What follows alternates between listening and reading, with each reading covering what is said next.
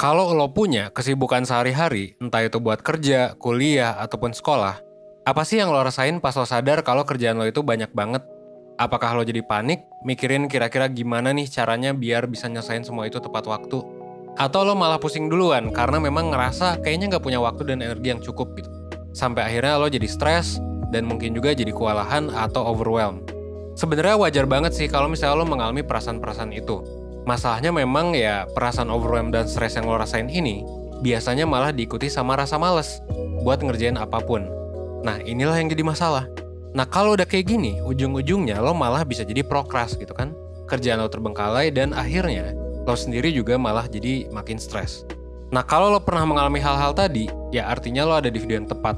Kenapa? Karena di sini gue bakal ngejelasin soal gimana caranya supaya lo bisa mengurangi perasaan-perasaan negatif tadi dan bisa produktif tanpa jadi stres. So, lo tonton dulu sampai habis satu video sebelum tidurnya, supaya lo bisa tidur dengan tenang, gak overwhelmed lagi, dan besok pagi bisa produktif.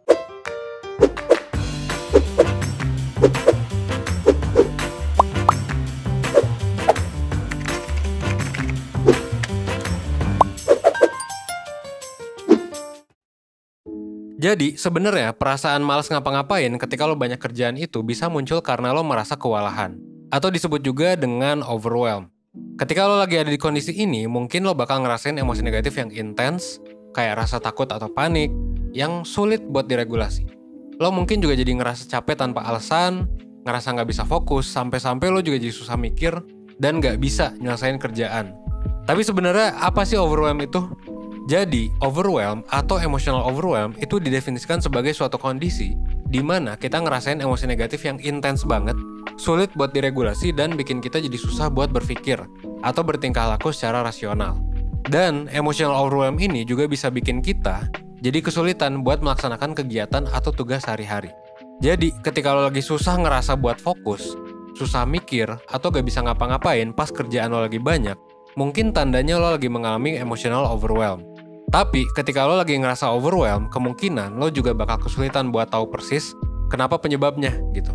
Soalnya emotional overwhelm ini biasanya terjadi karena banyak faktor, bukan cuma satu faktor aja.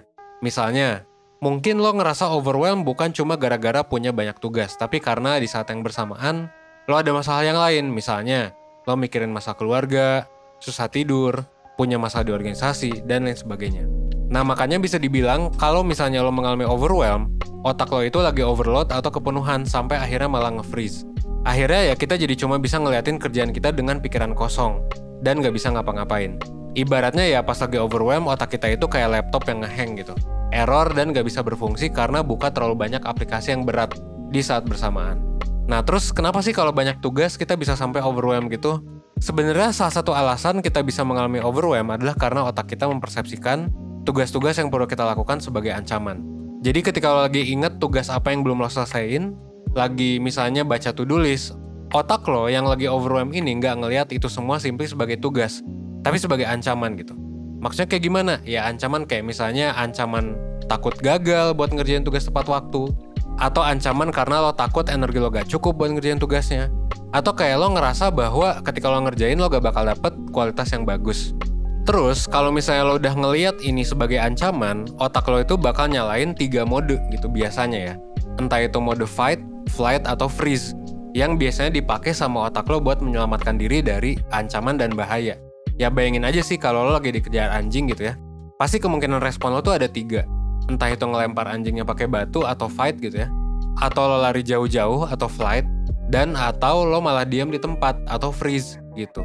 Kalau dalam kasus punya banyak tugas ini, biasanya otak kita bakal milih strategi freeze atau flight gitu. Biasanya strategi freeze itu dipilih ketika lo nggak bisa mikir pas mau ngerjain tugas. Nah, kayak misalnya kalau lo milih buat prokras gitu ya, artinya lo lagi milih strategi freeze. Dan di kondisi ini, kita bisa bilang ya otak kita lagi overwhelm. Ini bisa jadi jawaban tambahan buat lo yang udah nonton video sebelumnya sih. Soal kenapa kalau misalnya lo lagi overwhelm, aktivitas belajar lo sebenarnya bisa keganggu gitu. Nah, balik lagi ke overwhelm, kayak yang udah gue sebutin sebelumnya, faktor-faktor yang bisa bikin kita jadi overwhelm itu sebenarnya banyak. Tapi biasanya perasaan overwhelm ini paling sering dialami sama mereka yang perfeksionis atau punya ambisi buat berprestasi. Karena dorongan buat bisa nyelesain tugas-tugas dengan sempurna itu bikin mereka lebih mungkin untuk ngerasa terancam sama banyaknya tugas. Nah, itu biasanya buat orang yang perfeksionis gitu. Nah terus gimana nih caranya biar bisa ya menghindari ini gitu? Gimana caranya buat gue mengatasi ini? Sebenarnya wajar sih kalau misalnya lo bingung gimana caranya supaya lo bisa mengerjakan ya banyak tugas tanpa ngerasa overwhelm. Karena memang ya hal-hal kayak gini ya basically gak pernah diajarin sih ya di sekolah gitu. Dan ya kita di sekolah belajar apa sih ya mungkin gak pernah gitu untuk ngebahas soal gimana caranya mengatasi stres dan lain sebagainya. Ya that's why sebenarnya 1% ada. Ya kita sebagai life school, sekolah kehidupan kita pengen ngajarin lo nih berbagai macam hal penting dalam kehidupan yang memang belum diajarin sekolah. Dan buat lo yang lagi ngerasain ini, atau kayak buat lo yang bingung solusinya ke depannya kayak gimana, atau lo pengen menghindari ini, gak apa-apa, gue punya beberapa solusi buat lo. Nah pertama-tama, kalau misalnya saat ini lo udah terlanjur ngerasa overwhelm, lo bisa coba tenangin diri dulu sih pakai teknik mindfulness. Kalau misalnya belum tahu gimana caranya, lo bisa cek 1%.net di page mindfulness meditation yang gratis itu ya. Atau lo bisa cek video sebelumnya gitu. Nah dan kalau misalnya saat ini lo lagi gak ngerasa overwhelm, tapi pengen nyegah biar gak overwhelm lagi ke depannya, lo bisa coba beberapa hal ini. Pertama, lo bisa coba buat evaluasi to-do list yang udah lo bikin. Apakah hal-hal yang lo masukin ke dalam to-do list itu sesuai nggak sama kapasitas lo gitu? Atau lo emang mampu buat nyelesain itu semua? Dan pokoknya pastiin sih, kalau misalnya to-do list yang lo bikin itu realistis dan sesuai sama kapasitas. Karena kalau kebanyakan atau nggak realistis, lo bakalan rentan buat jadi overwhelm. Dan kalau misalnya lo bingung, apa hal penting yang mesti lo lakuin di to-do list hari ini? Coba lo evaluasi gitu, coba lo cek ulang prioritas lo berdasarkan tugas atau kegiatan mana yang penting dan mana yang mendesak. Selain evaluasi to-do list, lo juga bisa coba untuk masukin waktu istirahat ke dalam jadwal lo. Dengan lo ngelakuin ini, istirahat itu jadi satu hal yang perlu lo lakuin. Sama kayak hal-hal lain yang ada di jadwal lo gitu. Dan kalau misalnya udah kayak gitu, lo bakal jadi kebantu nih buat bisa mengistirahatkan otak lo supaya nggak kepenuhan dan akhirnya nggak overwhelm. Nah kalau misalnya saran gue, kalau misalnya lo ngerasa overwhelm atau kayak lo pengen menghindari nih supaya nanti nggak overwhelm, atau lo pernah nih dan takut gitu, kayak kedepannya bakal sibuk, bakal overwhelm lagi, saran gue lo bisa coba ikutan webinar menjalani hidup produktif dan sehat mental. Dan webinar ini sebenarnya bakal diadain dalam waktu dekat, di tanggal 13 Maret 2021. Di webinar ini, gue, Evan, dan Kak Maida, salah satu psikolog 1%, bakal ngejelasin lebih lanjut soal gimana caranya supaya lo bisa hidup dengan produktif dan sehat mental, tanpa perlu ngerasa overwhelm lagi. Dan selain dapat penjelasan soal tips supaya lo bisa hidup produktif dan sehat mental, lo juga bakal dibantu buat lebih mengenali diri lo lewat tes psikologi, dan ngembangin diri lo lewat worksheet gitu. Dan kalau misalnya abis webinar lo pengen nanya-nanya lebih lanjut soal masalah yang lo alami, lo bisa banget diskusi sama narasumber di sesi Q&A atau lo bisa tanya ke mentor di komunitas Telegram yang lo sebenarnya bisa masuk nih lewat webinar ini.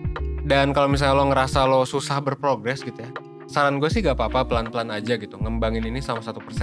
Ya sesuai dengan nama kita ya, basically ya kita pengen lo untuk ya berprogres gitu ya. Dan wajar banget kalau misalnya lo butuh waktu cukup lama buat berprogres karena ya basically hal ini nggak diajarin di sekolah gitu. Jadi ya yang penting nggak apa-apa kalau misalnya lo progresnya lama, selama lo berprogres at least 1% aja setiap harinya gitu ya. Dan semua benefit webinar tadi sebenarnya bisa lo dapetin dengan harga yang tertera di layar. Kalau misalnya lo tertarik langsung aja klik link di description box dan jangan lupa masukin kode promo biar lo dapet diskon spesial. Oke? Sekian dulu dari gue. Akhir kata gue mau ngingetin kalau misalnya kita bisa kok tetap produktif dan ngerjain banyak hal tanpa perlu jadi overwhelm. Asalkan kita tahu caranya dan mau berusaha. Sekian dari gue Evan dari 1%. Gue tunggu lo di webinar 1%. Oke? Thanks.